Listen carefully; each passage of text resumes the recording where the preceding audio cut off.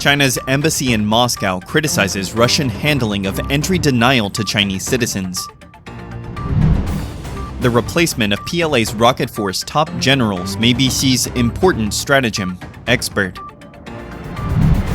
Floods inundated China's largest rice-producing region, causing heartbreak. White House is about to issue order restricting investment in China.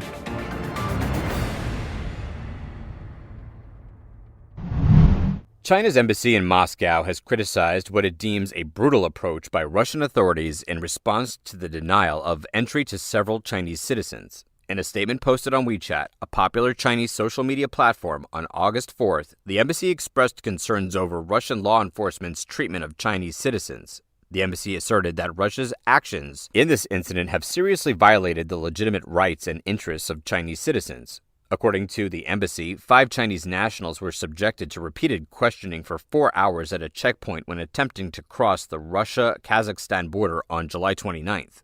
Their entry was ultimately denied and their tourist visas were revoked.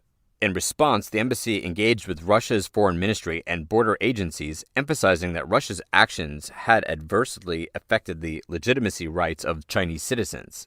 The embassy referred to statements by Russian officials indicating Russia's welcoming stance towards Chinese citizens and the absence of discriminatory policies. China's embassy said it goes against the big picture of Sino-Russian friendship and the growing trend of friendly people-to-people exchanges between the two countries. China and Russia have often highlighted their robust relationship, particularly since Xi Jinping and Vladimir Putin announced a no-limits partnership in February 2022. This partnership was announced during Putin's visit to Beijing for the Winter Olympics opening shortly before the Ukraine invasion. The language used in the Chinese embassy statement is the same tone as in Chinese diplomats who typically address protests against Western nations. The statement from the embassy demanded that Russia explain the cause of the incident, take active measure to eliminate the negative impact, and ensure the prevention of similar incidents in the future. The People's Liberation Army rocket force has recently undergone significant adjustments, attracting the outside world's interest in whether the gun barrels of Xi Jinping and the CCP are stable. However, an expert has revealed that behind the replacement of the PLA rocket force's top generals hides a primary stratagem of Xi Jinping. Previously, the rocket force was involved in a leak scandal.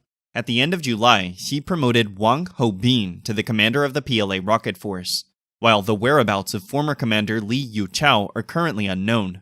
According to public information, Wang Houbin was a native of Anhui province and came from the PLA Navy.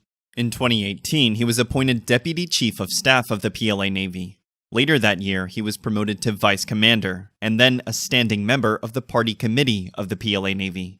Yao Cheng, former Lieutenant Colonel of the PLA Navy Command, came from the same hometown as Wang Houbin, and had the same service times in the army.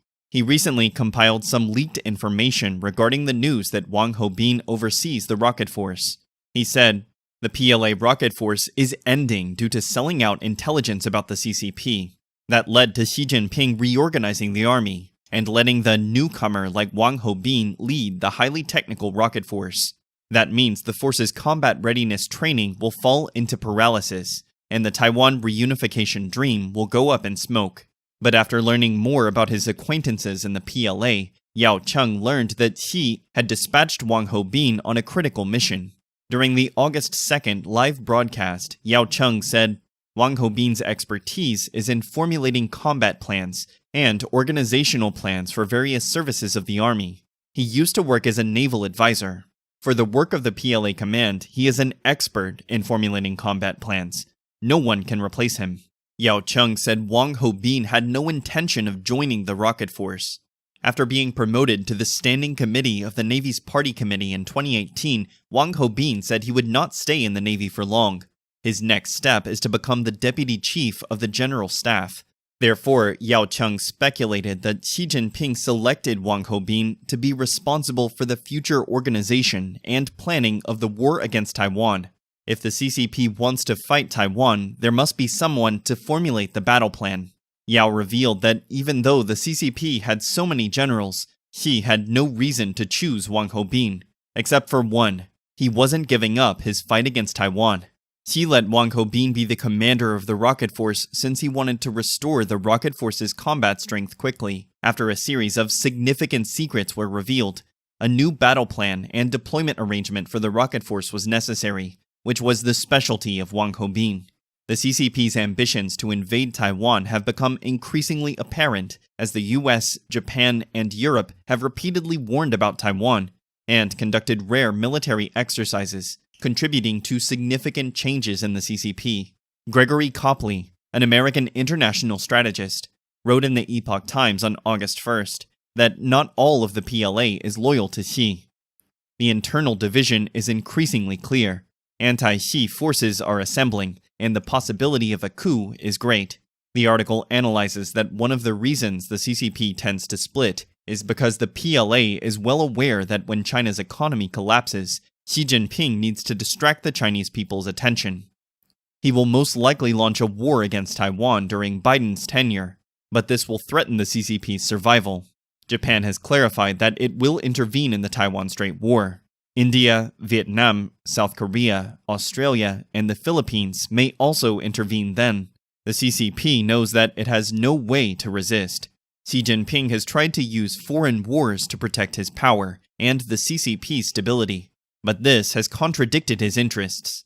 Changing the generals of the rocket force is like tearing open the black curtain of the CCP, letting the outside world know that the CCP leadership is changing. It could be a suppressed military uprising, or a prelude to a larger-scale military uprising. The floodwaters in Beijing and Hebei are still not receding, and the remnants of Typhoon Doksuri have shifted to Heilongjiang province in the northeast, causing severe natural disasters in many areas. Among them, the water level of the Mundangjiang River has surged, leading to devastating floods, and the scene is incredibly horrifying. According to Chinese media, on the morning of August 4th, Heilongjiang issued another red alert for heavy rain. The water level at the Mundangjiang 2 station reached 229.01 meters, or more than 750 feet at the end of August 3rd, exceeding the warning level, and local communications were interrupted.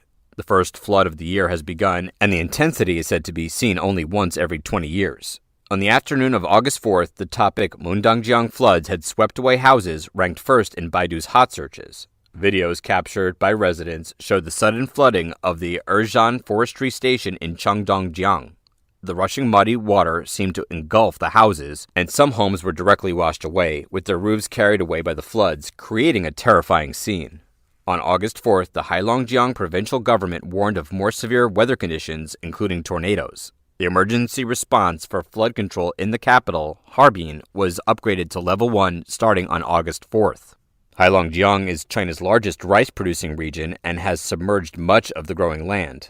This may affect China's food supply in the second half of the year. Wuchang County in Heilongjiang, the most famous rice-producing area, is a vital grain supply base for China and is also affected. Due to the high water level on the river, Reservoir Number 1 in Wuchang was discharged on August 2nd. On August 4th, another bridge in Wuchang was reported to have collapsed, leading netizens to mockingly question whether the bridge was made of glass to be so fragile. In Heilongjiang also experienced severe flooding, with some buildings submerged up to the rooftops.